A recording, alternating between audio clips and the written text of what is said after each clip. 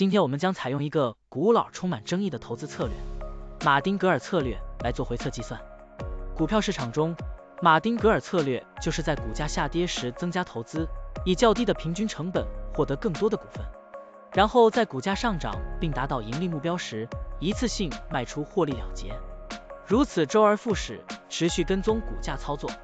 现在，我们就设定一些参数，让 Stocktiny AI 帮我们生成程序，对腾讯控股0700HK 进行回测计算。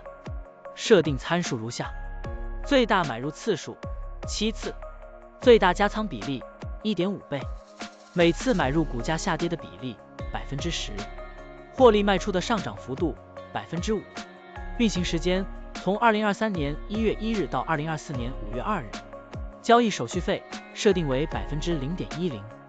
好了，按照上面的设定，程序运行的结果是累计交易12次，期末持仓价值10,2797.90元，盈利 2.80%， 相比持仓不动，多盈利负 7.13%。 可以看到，橙色的持仓价值曲线比股价曲线更平缓。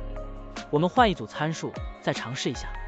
最大买入次数5次，最大加仓比例 1.5 倍，每次买入股价下跌的比例 8%， 获利卖出的上涨幅度 3%， 这样就可以得到新的回测结果。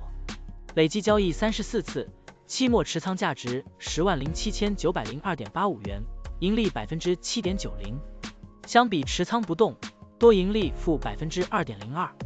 股票的波动特性不一样，盈利效果就不同，参数设定不同，盈利效果也会不同。怎样找到最优的组合呢？请评论区留言，让 Stocktiny AI 来帮助你。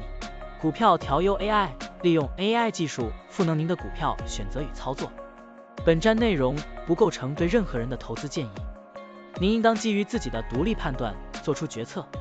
扫描二维码获取文字稿，欢迎点赞、评论。